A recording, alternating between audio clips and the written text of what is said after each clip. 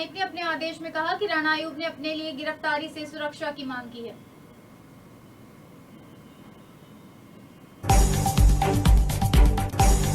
Supreme court ने सोमवार को केंद्र सरकार से सवाल किया कि क्या प्रधानमंत्री की अध्यक्षता वाली राष्ट्रीय आपदा प्रबंधन प्राधिकरण ने यह फैसला लिया है कि कोरोना से मौत के मामले में परिजनों को 4 लाख रुपए मुआवजा नहीं दिया जा सकता। अदालत ने इस मामले में पक्षकारों को अपनी लिखित दलीलें दाखिल करने के लिए 3 दिन का समय दिया है।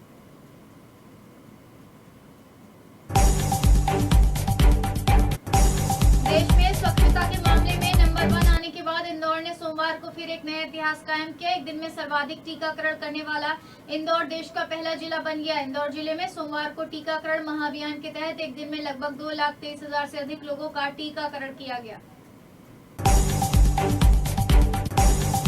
अनलॉक 4 में बार को खोलने की अनुमति दे दी गई है। सोमवार को पहले दिन बार में जहां जमकर लोगों ने जाम छलकाया, तो वहीं रेस्टोरेंट में रात का खाना खाने वालों की भी कमी नहीं रही।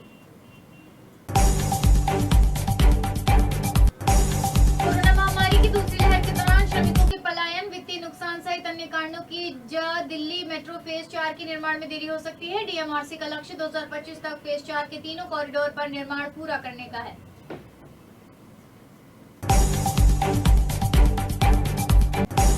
एम्स में बच्चों पर कोरोना वैक्सीन के ट्रायल में गुरुवार से 2 से 6 साल के बच्चों को वैक्सीन की खुराक दी जाएगी। इससे पहले 12 से 18 और 6 से 12 साल के बच्चों को कोवैक्सीन की डोज दी जा चुकी है।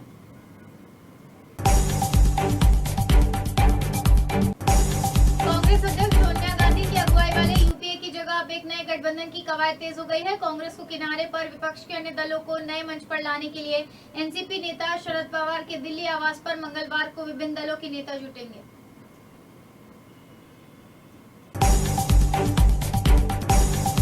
सीबीआई ने सोमवार को बॉम्बे हाईकोर्ट में महाराष्ट्र सरकार की शिकायत की। केंद्रीय जांच एजेंसी ने कहा कि महाराष्ट्र सरकार राज्य के पूर्व गृह मंत्री अनिल देशमुख के खिलाफ जांच में सहयोग नहीं कर रही। देशमुख भ्रष्टाचार और कदाचार के आरोपों का सामना कर रहे हैं।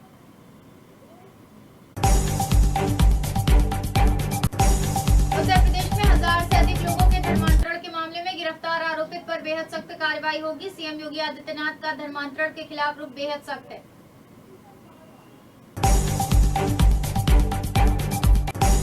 कानपुर में काकादेव निवासी मूकबधिर छात्र आदित्य गुप्ता के धन परिवर्तन करने की एक बात परिजनों ने कल्याणपुर पुलिस को केस दर्ज कर हाथ पर रखकर धरकर बैठ गई। आदित्य की मां लक्ष्मी के मुताबिक उनका बेटा 10 मार्च को घर से लापता हुआ था।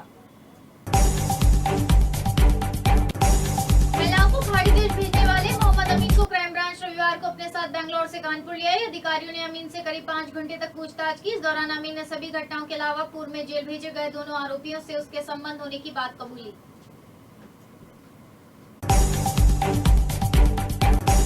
क्राइम ब्रांच व गोविंदनगर पुलिस ने कानपुर में प्रतिबंधित नशीली व नकली दवाओं को सप्लाई करने वाले 2 शातिरों को दबोच कर गैंग का पर्दाफाश किया। पुलिस ने उनके पास से भारी मात्रा में नाइट्रोवेट 10 व जिफी 200 टैबलेट बरामद की हैं।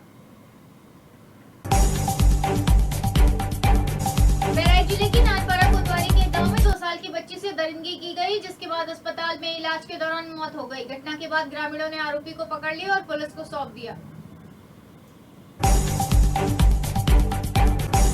वाराणसी की मिर्जा मुरादाबाद थाना के भीकीपुर गांव स्थित नेशनल हाईवे पर गांजा तस्करी में गिरफ्तार अंतर्राज्यीय 5 तस्करों ने कई राज उगले हैं। कंटेनर में फर्जी नंबर प्लेट लगाकर गांजा आंध्र प्रदेश से कुशीनगर के लिए भेजा जा रहा था।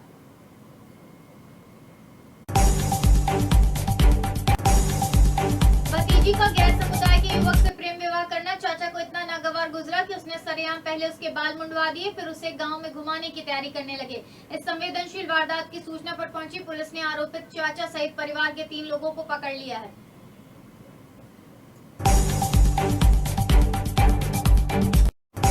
विभिन्न बैंकों के एटीएम में नकदी डालने वाली सीएमएस इन्फो सिस्टम कंपनी के 8 कर्मचारियों व कस्टोडियनों ने मिलकर 44.13 लाख रुपए पार कर दिए। ऑडिट में स्केल का पता चला। इसके बाद कोहना थाने में 2 मुकदमे दर्ज कराए गए।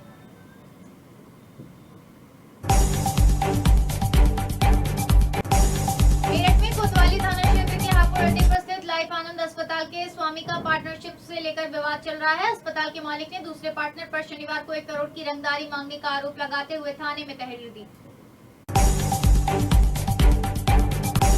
कोरोना काल में लॉकडाउन के चलते मेरठ के होटल और रेस्टोरेंट काफी समय से बंद रहने के बाद प्रशासन के आदेश पर सोमवार से खुल गए। अभी रात में 9 बजे इनमें खाने का लुत्फ उठाया जा सकेगा। कांग्रेस के पूर्व अध्यक्ष राहुल गांधी ने प्रेस कॉन्फ्रेंस कर पार्टी से व्हाइट पेपर जारी किया। इस दौरान उन्होंने केंद्र सरकार पर कोरोना महामारी के दौरान सही समय पर कदम नहीं उठाने का आरोप लगाया। नारद सिंह मामले में पश्चिम बंगाल की मुख्यमंत्री ममता बनर्जी की याचिका पर सुनवाई से सुप्रीम कोर्ट के जज जस्टिस अनिरुद्ध बोस ने खुद को अलग कर लिया। बता दें कि ममता ने कोलकाता हाई कोर्ट के मामले में हलफनामा दाखिल करने के लिए इजाजत नहीं देने के आदेश को चुनौती दी है। यानी कि कमाल खान अक्सर सुर्खियों में रहते हैं। वह सोशल मीडिया पर बॉलीवुड स्टार्स को लेकर अपनी प्रतिक्रिया देते हैं। बीते दिनों के मीका सिंह और सलमान खान के साथ विवाद को लेकर चर्चा में आए थे। इस दौरान उन्होंने सोशल मीडिया पर कई स्टार से अपील की कि वो चाहें तो बॉलीवुड को बचा सकते हैं। पूर्व भारतीय कप्तान सुनील गावस्कर ने कहा कि आईसीसी को इस बात को निर्धारित करना चाहिए कि डब्ल्यूटीसी का खिताब किसी एक टीम को मिले। पूर्व भारतीय कप्तान ने हिंदी टीवी चैनल से बात करते हुए कहा कि आईसीसी को वर्ल्ड टेस्ट चैंपियनशिप फाइनल के विजेता का फैसला करने के लिए कोई फॉर्मूला बनाना चाहिए था।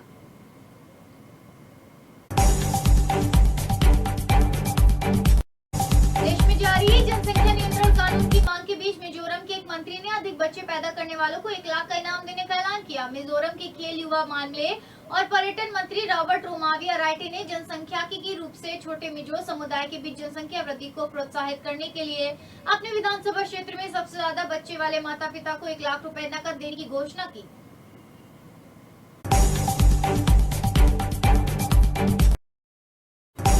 उत्तर प्रदेश की सियासत से अब तक की सबसे बड़ी खबर आ रही है। पहली बार राजधानी लखनऊ में डिप्टी सीएम केशव प्रसाद मौर्य के सरकारी आवास पर मुख्यमंत्री योगी आदित्यनाथ पहुंचे। दोनों के बीच बैठक चल रही थी। वहीं बताया जाता है कि लंबे समय से दोनों के बीच सब कुछ ठीक नहीं चल रहा था।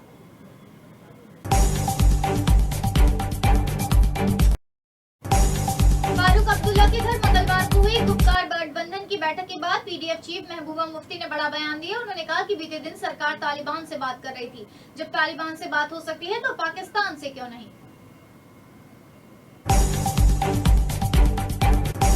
राष्ट्रवादी कांग्रेस पार्टी के प्रमुख शरद पवार ने 15 दिनों के अंदर 2 बार मुलाकात करने वाले प्रशांत किशोर का तीसरे मोर्चे के अटकलों पर बयान आया। चुनावी रजिस्ट्रेट प्रशांत किशोर से बातचीत में कहा कि उन्हें नहीं लगता कि तीसरा या चौथा मोर्चा बीजेपी को टक्कर दे सकता है।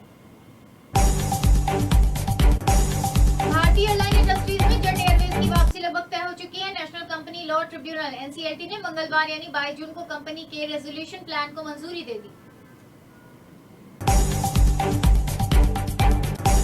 एक्ट्रेस विद्या बालन ने हाल ही में पुरुषों, महिलाओं और खुद से सेक्सिज्म का सामना करने के बारे में खुलकर बात की। उनके अनुसार कई बार उन्होंने खुद को एक महिला होने के कारण कम आंका।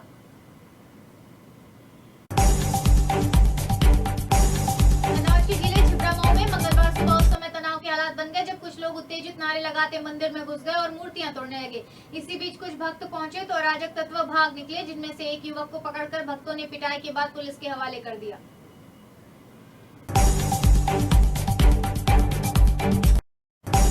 रेसकोर्स अंबाला छावनी के सरकारी क्वार्टर नंबर 115/4 में रहने वाली लेफ्टिनेंट साक्षी ने फंदा लगाकर आत्महत्या कर ली। पुलिस ने मृतका के भाई सौरभ की शिकायत पर साक्षी के स्क्वाड्रन लीडर पति नवनीत कुमार, उसके ससुर चेतराम, सास लक्ष्मी और देवर मोहित शर्मा पर आईपीसी की धारा 304 बी और 34 के तहत केस दर्ज कर जांच शुरू कर दी है।